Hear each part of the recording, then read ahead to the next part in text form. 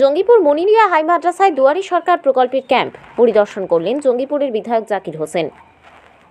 এলাকার মানুষদের আরও উন্নত পরিষেবা দেওয়ার জন্য রাজ্যের মুখ্যমন্ত্রী মমতা বন্দ্যোপাধ্যায়ের নির্দেশ মতো গোটা রাজ্য জুড়ে শুরু হয়েছে ফের দুয়ারি সরকার প্রকল্পের ক্যাম্প। গোটা রাজ্যের পাশাপাশি জঙ্গিপুর পৌর এলাকায় দুয়ারি সরকার প্রকল্পের ক্যাম্প চালু হতেই খুশি জনমানুষ।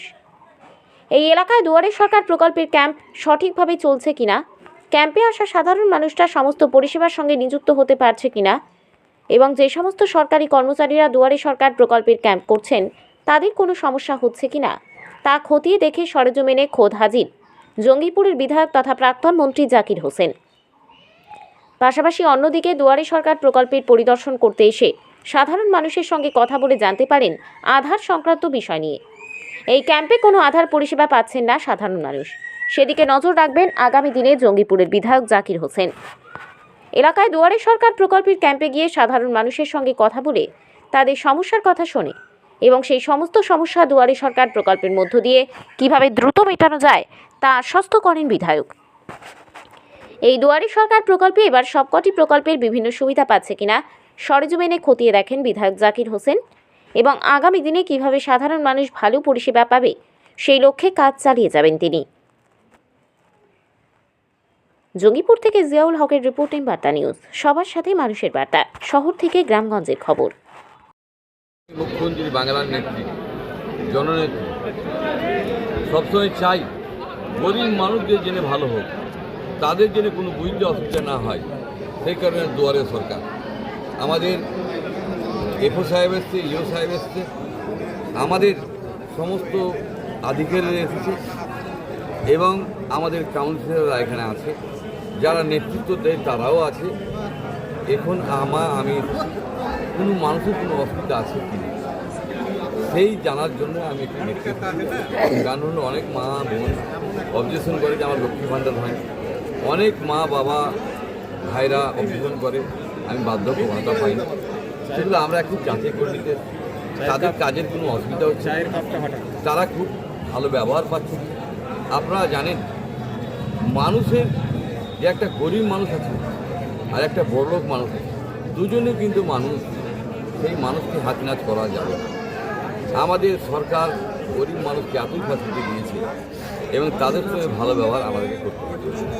তাই আমরা দেখলাম যে আমি এখানে এলাকার বিধায়ক, যদি আমরা দেখি কোনো মানুষের অসুবিধা হচ্ছে, সেই অসুবিধা দেখার জন্য আমি এসেছি। কারণ হলো কিছু প্রবলেম আছে, যেটা হলো আধার কার্ড 1 বছর থেকে 5 বছর হচ্ছে না। সেটা আমি বললাম যে এই দুয়ারে সরকারটা হয়ে যাক, কী প্রবলেম আছে আমি ডিএম এসডির সঙ্গে কথা বলে সেগুলো আমি সলভ করার চেষ্টা করছি এবং কোথায় আটকে আছে সেটা আমরা নিচ্ছি। কারণ দেখেন, জনগণের সরকার জনগণের জন্য কাজ করতে হবে। আমরা চাইব প্রতিটা মানুষ গরিব হলো এবং যে যেমন মানুষ তাকে সম্মান দেওয়া হবে। এবং সাংবাদিক বন্ধুদের যারা এসেছেন তাদেরকে ধন্যবাদ জানাই যে তারা যেন সঠিক চতুর্থ স্তম্ভ তাদের ন্যায্য খবর দেখার অধিকার, সেখান থেকে তারা যেন বঞ্চিত না হয়, সঠিক খবর দেখাক। যদি আমি অন্যায় করি আমারও খবর দেখাক, সে অন্যায়টাকে তুলে ধরুন। যে অন্যায় যে করেছে আপনারা তুলে ধরুন, আপনাকে মানুষ দোয়া দেবে এবং আমিও চাই ন্যায্য জিনিসটা বাইরে আসবে। আমার যদি কিছু ভুল থাকে আমি ভুলটাকে শুধরাতে পারব, কিন্তু আপনারা যদি মনে করেন যে আমি বলে ছাড় আর কেউ ছাড়, তা নয়। আপনারা কিছু হলেও আপনাকে দেখাতে হবে, এমন করে দেখাবেন না যে সেটা বোমের রাং হয়। আপনাকে সবসময় দেখাতে হবে সঠিকভাবে, সঠিক খবরটা আপনারা দেখান, তাহলে আপনাদেরও সম্মান বাড়বে এবং মানুষ আপনাদেরকে ভালোবাসবে, আমরাও ভালোবাসবো, আমাদের সরকারও ভালোবাসবে। আমরা সাংবাদিককে অপমান করতে চাই না, কিন্তু আমি বলবো সাংবাদিক ভাই বন্ধুরা যারা আছে নিজেরাও পরিষ্কার থাকা উচিত। কারণ আপনারা হয়তো ভাববেন যে আমি সাংবাদিকের অনেক কিছু হবে, সেটা নয়। আপনাদেরকেও সঠিক করতে হবে। আমরা মানুষের জন্য সব কাজ করি।